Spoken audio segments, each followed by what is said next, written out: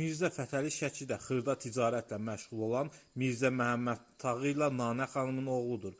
O ilk travmasını 2 yaşında alıb, belə ki, atası Fətəlini 2 yaşı olanda ailəsi ilə birgə cənuba Xamnəyə qayıdır. Ancaq Nanə xanım Məmməd Tağının birinci arvadı ilə yola getmir. Tacir xanımını geri Şəkiyə göndərmək, yeganə oğlu övladı Fətəlini yanında saxlamaq istəyir. Balaca Fətəli isə anasına sarılır, Nanə xanımı tək buraxmır və onunla Şəkiyə qayıdır. Bundan sonra atasını bir daha görmür. Anasını seçməklə Mirzə Fətəli bir növ taleyinə diktə edir.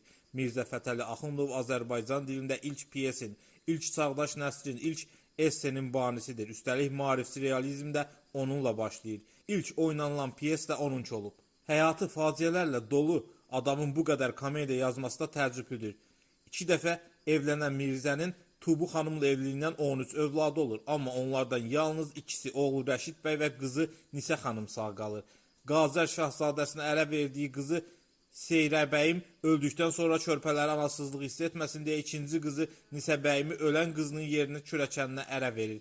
Mirzə Fətəlinin oğlu Rəşid bəy intihar edib. Uğursuz Brüssel həyatı, atasının ölümü, baş tutmayan ailə və qulluq karyerası səhhətində yaranan problemlər Qara Dinməz Rəşid Axundovun tapancaya əl atmasına səbəb olub. Rəşid bəy Axundovun yeganə oğlu, babasının adını daşıyan Fətəli bəzi məlumatlara görə Molla Nəsrəddin jurnalının əməkdaşı İsmail haqqı ilə bir vaxta repressiyanın qurbanı olub və 1938-ci ildə güllələnib.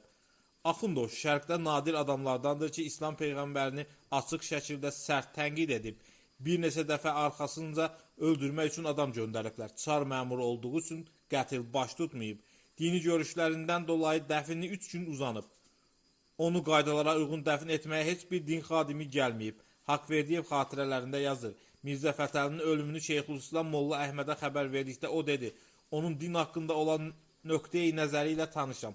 Buna görə də onun namazını qılmaqdan imtina edirəm. Uzun minnətdən sonra Şeyxülislam məscid xadimlərindən Molla Hüseynə tapşırıb ki, gedib Mirzənin nəşinin namazını qılsın. Axundov uzun müddət Azərbaycan əlifbasını dəyişmək üçün mübarizə aparıb. Ərəb əlifbasından qurtulmaq üçün Osmanlı sarayına məktublar yazıb. Amma ən maraqlısı Zərdabiyə yazdığı məktubdur. Düzü əlifba məsələsinin həlli üçün gələcək nəslə çox böyük ümidim var. Amma fikirləşəndə ki, onlar da bu eşşəklərdən törəyəcəklər, onlara da ümidim qalmır, deyə Fətəli yazırdı. Mirzə ədəbiyyatda da bütləri qırmağa meyilli olub. Əvvəl Füzuli şair deyil desə də sonra Füzuli Nazimi ustaddır, xəyalətdən əsla təsiri yoxdur ifadəsini işlədib.